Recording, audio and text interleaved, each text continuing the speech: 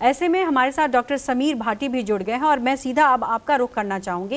Doctor साहब, हमने चर्चा की कि डेंगू क्या है, कितने तरीके का है, कैसे इसको रोका जा सकता है, लेकिन एक सवाल जो जहन में उठता है कि चूंकि इस जो मौसम में कई बीमारियां प्रेवलेंट होती हैं, चाहे वो वायरल फीवर हो, चाहे डेंगू हो, मलेरिया हो, टाइफाइड हो, और सिम्टम कमोबेश एक ही जैसे होते हैं। तो ऐसे में ये बताएं कि मरीज को किस वक्त टेस्ट कराने के लिए किस समय पर पहुंचना चाहिए। मॉनसून के अंदर, मॉनसून के बाद स्पेशली हमारी वायरल वेक्टर डिजीज काफी ज्यादा बढ़ जाती है और इस बार तो हम देख रहे हैं कि जल भराव भी काफी ज्यादा देखा गया है। तो डेंगू के केसेस अभी से काफी ज्यादा आने शुरू हो गए हैं। जुलाई से लेके नवंबर तक केसेस हमेशा देखने को मिलते हैं। जरूरी है बहुत, जैसा आपने बताया कि वायरल फीवर्स के अंदर कई बार लक्षण एक तरह के होते हैं, तो क्या ऐसी जांच करा लें जिससे हमें पता लग जाए डेंगू का, कि ताकि सही समय पे हम इंटरवेंशन कर सकें। अब इसमें बहुत ज्यादा जरूरी है राइट टेस्ट कराना और राइट टाइम पे टेस्ट कराना। देखिए डेंगू के तो अगर आप डे 1 पे भी अगर आपको फीवर है तो एक बहुत ही आसान से टेस्ट जिसको NS1 एंटीजन टेस्ट कहते हैं, उसके जरिए पता लग जाता है कि जैसे ही वायरस आपके अंदर एंटर करता है, मल्टीप्लाई करता है, तो इस टेस्ट में डिटेक्ट हो जाता है और आपको अगर इन्फेक्शन हो गया है तो। पर एक चीज यहाँ पर और है कि अगर टेस्ट आपका नेगेटिव आता है तो इसका मतलब ये नहीं है कि आपको डेंगू नहीं है। ये बहुत ज्यादा जरूरी है क्योंकि कई बार टेस्ट सही समय पे कराया नहीं जाता है। NS1 एंटीजन टेस्ट अगर 5 दिन के अंदर अंदर आप करा लेंगे तो ही वो टेस्ट सही रहता है। और इसमें ये देखा जाता है कि कई बार काफी जगह पर रैपिड टेस्ट किया जाता है तो उससे ज्यादा एक्यूरेट होता है एक एलाइजा मेथड से जो टेस्ट किया जाए।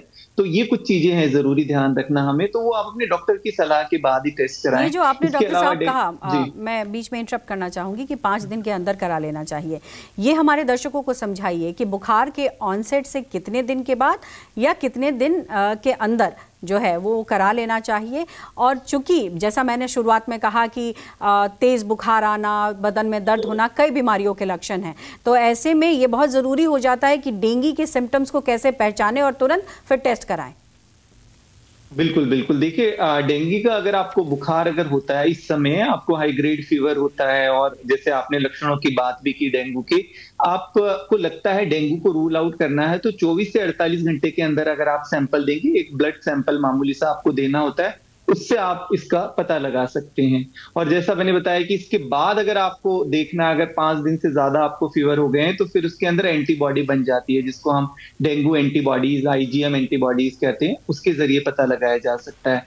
और इसमें भी बेसिकली हम कई बार सीरोटाइप भी देख सकते हैं पर उसकी जरूरत होती नहीं। ज्यादातर अभी अगर हम देखें प्रिवेलेंस डेंगू 2 है, जैसा 1, 2, 3, 4 इस तरह के इसके सीरोटाइप्स होते हैं, तो अभी ज्यादा 2 प्रिवेलेंस में है। और पर आपको अगर 2 से हुआ है तो दोबारा 2 से नहीं होगा, वो आपको किसी और दूसरे स्ट्रेन से हो सकता है। मतलब ओवरऑल आपको 4 बार इन्फेक्शन हो सकता है, उसी सीजन के अंदर आपको दोबारा इन्फेक्शन हो सकता है।